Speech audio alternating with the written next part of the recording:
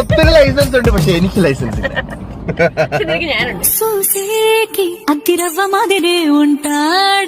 കാരണം ശരിക്കും എന്റെ ലൈസൻസ് കട്ടായ, അതുകൊണ്ടാണ് ഇപ്പൊ ഇവള് ഇപ്പത്തിരുന്ന് വണ്ടി ഓടിക്കുന്നത്. നീയാണ് സത്തു എന്റെ ഡ്രൈവർ.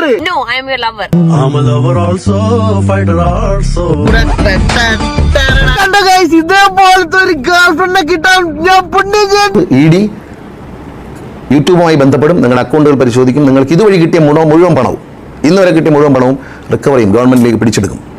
അങ്ങനെ വ്യവസ്ഥ ഇന്ത്യയിലെ നിയമത്തിലുണ്ട്. ഇത് നമ്മുടെ സഞ്ജു ടെക്കി. ഇപ്പൊ എന്താ നിങ്ങൾക്ക് എല്ലാവർക്കും അറിയാൻ തന്നെയാണ്. എന്നാലും അറിയാത്തവർക്ക് വേണ്ടി ചുരുക്കം പറയാം.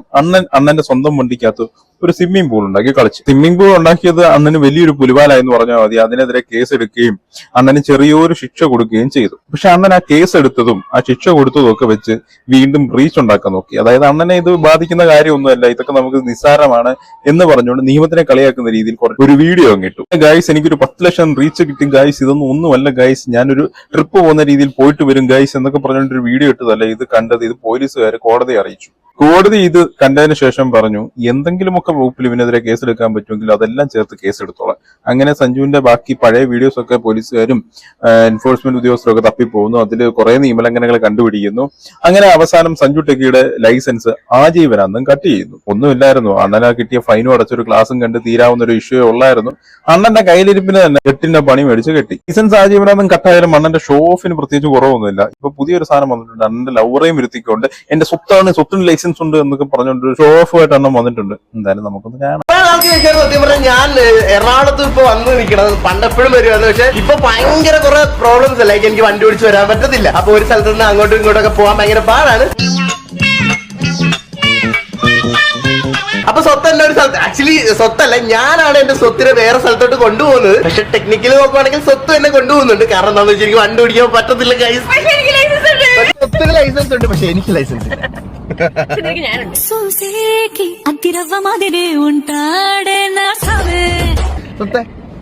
ഇവിടെ ഷർട്ടിന് വല്ല സ്മെല്ലുണ്ടോ നോക്കി നോക്കി. കാരണം ശരിക്കും എന്റെ ലൈസൻസ് കട്ടായ, അതുകൊണ്ടാണ് ഇപ്പൊ ഇവള് ഇപ്പത്തിരുന്ന് വണ്ടി ഓടിക്കുന്നത്. നീയാണ് സത്തു എന്റെ ഡ്രൈവർ.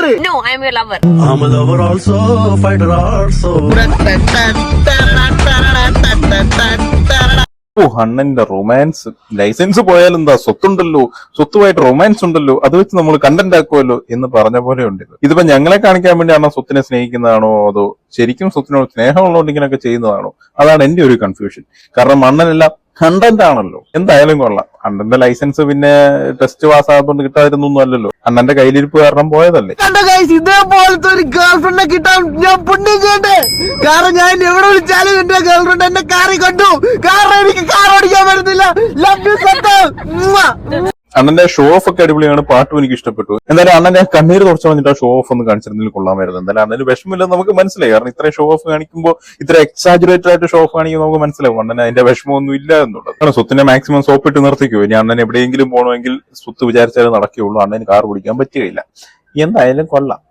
എനിക്ക് ഇത്രയൊക്കെ പ്രശ്നം ഉണ്ടാവുമെന്ന് അറിഞ്ഞിരുന്നെങ്കിൽ സത്യം പറഞ്ഞാൽ ഞാൻ ഒരിക്കലും ഇങ്ങനത്തെ ഒരു സാധനം ചെയ്യത്തില്ല. ഞാൻ സത്യം പറഞ്ഞാൽ ഒട്ടും ഈ ഒരു നിയമം ഇങ്ങനെ ലംഘിക്കണം എന്ന് മനഃപൂർവ്വം ഉള്ളൊരു ഉദ്ദേശത്തിലൊന്നും അല്ല ഒരിക്കലും ഞാൻ ചെയ്തത്. ഇത്ര വലിയൊരു വിഷയമൊക്കെ ആവുമെന്ന് അറിഞ്ഞിരുന്നെങ്കിൽ ഒരിക്കലും ഞാനിത് ചെയ്യത്തില്ലായിരുന്നു. നിങ്ങളോട് ഒരിക്കലും ചെയ്യലെന്ന് ഞാൻ പറയത്തുള്ളൂ. കാരണം ലൈസൻസ് ഇപ്പൊ എന്റെ കട്ടായി അല്ലെങ്കിൽ എന്റെ ഇപ്പൊ പോയി കഴിഞ്ഞപ്പോഴാണ് എനിക്ക് അതിന്റെ ഒരു ബുദ്ധിമുട്ട് മനസ്സിലായത്. നമ്മൾ കണ്ണുള്ളപ്പോ കണ്ണിന്റെ ഒരു വില അറിയത്തില്ലെന്ന് പറയത്തില്ല, അതേപോലത്തെ അവസ്ഥ എടുക്കുക. വണ്ടി നമുക്കൊന്നും ഓടിക്കാൻ പറ്റത്തില്ല, പ്രത്യേകിച്ച് എന്നെ പോലത്തെ ഒരു വ്യക്തി. എനിക്കെന്ന് പറഞ്ഞാൽ കാറെന്ന് പറഞ്ഞാൽ ഭയങ്കര ഇഷ്ടമാണ്, ഭയങ്കര ഭ്രാന്താണ്. അതാണ് വണ്ടിയൊക്കെ വാങ്ങിയിട്ടിരിക്കുന്നത് വീട്ടിൽ. പക്ഷെ ഇപ്പൊ ഇതെല്ലാം വാങ്ങിയിട്ട് നമുക്കത് യൂസ് ചെയ്യാൻ പറ്റത്തില്ല എന്ന് പറയുമ്പോൾ ഭയങ്കര ബുദ്ധിമുട്ടാണ്. സത്യം പറയാലോ, എന്റെ വണ്ടി എനിക്കിപ്പോ അവിടെ ചുമ്മാ കിടക്കണ കാണാൻ തന്നെ എനിക്ക് തോന്നുന്നു, എന്ത് രസമാണ് ആ വണ്ടി കാണാൻ, ഒന്ന് ഓടിക്കാൻ പറ്റിയിരുന്നല്ലെന്നൊക്കെ എനിക്കിങ്ങനെ ഭയങ്കരമായിട്ട് കൊതിച്ച് ആഗ്രഹിച്ചു. അണ്ണൻ എന്റെ വണ്ടിയൊക്കെ മേടിച്ചിട്ട് പോയില്ലേ, അത് സ്റ്റാർട്ടാക്കി വീടിന് വിട്ട് ഒരു വട്ടം കറങ്ങുക. എനിക്ക് അത്ര പറയാനുള്ളൂ. ഏതൊരു സിനിമയ്ക്ക് അത് വഴിയില്ലാത്തതുകൊണ്ട് അവർ വീടിന് വിട്ടിട്ട് വട്ടം കറക്കുന്ന പോലെ അങ്ങനെ വല്ലതും ചെയ്ത് നോക്കണ്ട.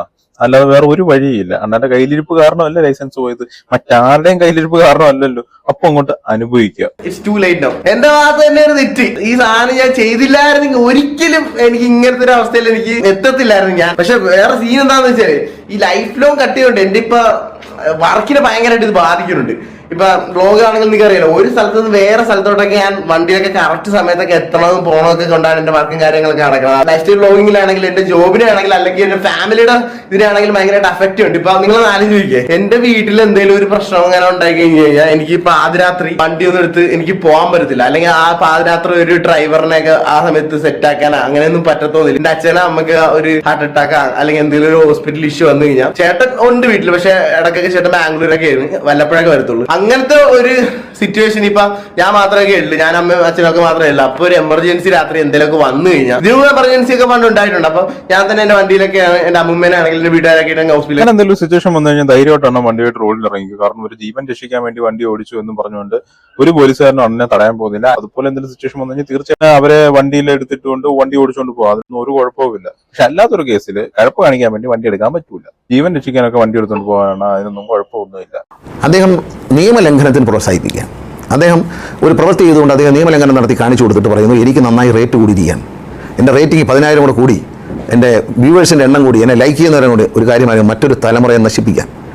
ഇനി ഡ്രൈവിംഗ് ലൈസൻസ് എടുക്കുന്ന അല്ലെങ്കിൽ എടുത്ത് കയ്യിൽ വെച്ചിരിക്കുന്ന ചെറുപ്പക്കാരുടെ ഒരു തലമുറയെ ഇത്തരം കാര്യങ്ങൾ പരീക്ഷിക്കാനും കൂടുതൽ അപകടങ്ങൾ ഉണ്ടാക്കാനും അദ്ദേഹം പഠിപ്പിക്കാൻ മാതൃകയാണ്. ഇതൊരു മറുവശം ആ ചെറുപ്പക്കാരനും അറിയുന്നില്ല, നാട്ടിലുള്ളവരും അറിയുന്നില്ല. ഇതിന് പുറകിൽ സർക്കാരിന് ചെയ്യാവുന്നൊരു കാര്യമുണ്ട്. ഇപ്പോൾ ഒരു ഉദ്യോഗസ്ഥൻ എഴുതി തരികയാണ്, ഇയാൾ യൂട്യൂബിലൂടെ നിയമലംഘനത്തിൽ പണം ഉണ്ടാക്കി എന്ന് പറഞ്ഞാൽ ഗവൺമെൻറ് ED ഒരു പരാതി കൊടുത്താൽ PMLA ആക്ട് പ്രകാരം, prevention of money laundering act പ്രകാരം അതിലെ വ്യവസ്ഥ വെച്ചുകൊണ്ട് ഈ വ്യക്തിക്കെതിരെ കേസെടുക്കാം. യൂട്യൂബിൽ നിന്ന് അദ്ദേഹത്തിന് എത്ര പണം കിട്ടിയിട്ടുണ്ടോ, സോഷ്യൽ മീഡിയ വഴി എത്ര പണം കിട്ടും, ഇത് മുഴുവൻ സർക്കാർ പിടിച്ചെടുക്കും. പിന്നെ ഫലം ഇതാണ്, വലിയ ശിക്ഷ വരും, സർക്കാർ ഇത് മുഴുവൻ പിടിച്ചെടുക്കും. മാത്രമേ യൂട്യൂബിനെ അറിയിക്കും ഇയാളെ ബാൻ ചെയ്യണം, ഈ വ്യക്തിയെ ബാൻ ചെയ്യും. പിന്നെ റേറ്റിംഗ് ഒന്നും ഉണ്ടാവില്ല. അത് ഗവൺമെൻറ്റാണ് തീരുമാനിക്കേണ്ടത്. ഇനി ഗവൺമെൻറ് ഹൈക്കോടതി ഇടപെട്ട ബഹുമാനപ്പെട്ട ഹൈക്കോടതി നിർദ്ദേശിക്കും. PMLA ആക്ട് പ്രകാരം കേസെടുക്കാൻ വകുപ്പുണ്ട്. ആ കേസെടുത്താനുള്ള ഭവിഷ്യത്ത് എന്ന് പറയുന്നത് ED യൂട്യൂബുമായി ബന്ധപ്പെടും, നിങ്ങളുടെ അക്കൗണ്ടുകൾ പരിശോധിക്കും, നിങ്ങൾക്ക് ഇതുവഴി കിട്ടിയ മുഴുവൻ പണവും, ഇന്നുവരെ കിട്ടിയ മുഴുവൻ പണവും റിക്കവർ ചെയ്യും, ഗവൺമെൻറ്റിലേക്ക് പിടിച്ചെടുക്കും. അതിനുള്ള വ്യവസ്ഥ ഇന്ത്യയിലെ നിയമത്തിലുണ്ട്. ഗണേഷ് കുമാർ സാർ പറഞ്ഞൊക്കെ ശരിയൊക്കെ തന്നെയാണ്. ഒരു തെറ്റ് ചെയ്ത് കഴിഞ്ഞാൽ അതിന് മാതൃകാപരമായിട്ട് മറ്റാൾക്കാർ ആ തെറ്റ് ചെയ്യാതിരിക്കുന്ന രീതിയിൽ ഒരു ശിക്ഷ കൊടുക്കേണ്ട അത്യാവശ്യം തന്നെയാണ്. പക്ഷെ എന്ന് പറഞ്ഞുകൊണ്ട് ലൈസൻസ് ഒക്കെ ആജീവനാന്തം കാലം കട്ട് ചെയ്തു, അതിനുള്ളത് അവൻ അനുഭവിക്കുന്നുണ്ട്, അതൊക്കെ ശരിയായിട്ടുള്ള കാര്യമാണ്. വീണ്ടും ഇതിന്റെ പുറകെ പോയി ഒരാളെ മനഃപൂർവ്വം തകർക്കാൻ വേണ്ടി ശ്രമിക്കുന്നതിനൊന്നും എനിക്ക് യോജിക്കാൻ കഴിയുന്നില്ല. ഇവിടെ പല കുറ്റങ്ങളും ചെയ്ത അല്ലെങ്കിൽ വലിയ വലിയ കുറ്റങ്ങൾ ചെയ്ത ആൾക്കാർക്ക് ജാമ്യം വരെ കിട്ടുന്നുണ്ട്. അവർ പുറത്തിറങ്ങിയതിനു ശേഷം വീണ്ടും ആൾക്കാരെ കൊല്ലുകയും പീഡിപ്പിക്കുകയും ഒക്കെ ചെയ്യുന്നുണ്ട്. അതൊക്കെ നമ്മുടെ നാട്ടിൽ നടക്കുന്നുണ്ട്. അതൊന്നും സഞ്ജു ചെയ്തില്ലല്ലോ. ഒരു തെറ്റ് ചെയ്തു, അതിന് അർഹമായ മാതൃകാപരമായിട്ടുള്ള ഒരു ശിക്ഷ അവന് കിട്ടുകയും ചെയ്തു. അത് അവിടെ കൊണ്ട് നിർത്തുന്നതല്ലേ നല്ലത്? എന്തിനാണ് ഒരു ചെറുപ്പക്കാരന്റെ ജീവിതം നശിപ്പിക്കാൻ നോക്കുന്നത്? എന്തായാലും സഞ്ജു ടെക്കിയോട് എനിക്ക് പറയാനുള്ളത്, ഇനി എന്തെങ്കിലും ഇതുപോലത്തെ ഓഫുകൾ കാണിച്ചു കഴിഞ്ഞാൽ ഇങ്ങനെ എന്തെങ്കിലുമൊക്കെ ഗവൺമെന്റ് ചെയ്യും. നമ്മൾ എന്തിനാണ് വെറുതെ അതിലേക്കൊക്കെ പോകുന്നത്? നമ്മൾ അത്യാവശ്യം നല്ല കണ്ടന്റ് ഇടുക, മുമ്പോട്ട് പോവുക, അത് പോരെ സഞ്ജു ടെക്കി. ആവശ്യമില്ലാത്ത പരിപാടിക്ക് എന്തിനാണ് പോകുന്നത്? നിങ്ങൾ ആവശ്യമില്ലാത്ത പരിപാടി ചെയ്ത് ഒരു തെറ്റ് പറ്റി, അറിയാതെ മേലാത്തോണ്ടൊരു തെറ്റ് പറ്റി, ആ തെറ്റ് പറ്റിയത് അംഗീകരിക്കാൻ കഴിയാതെ അത് വെച്ചിട്ട് ഷോ ഓഫ് കാണിക്കാൻ നോക്കിയതാണ് ഏറ്റവും വലിയ പ്രശ്നമായത്.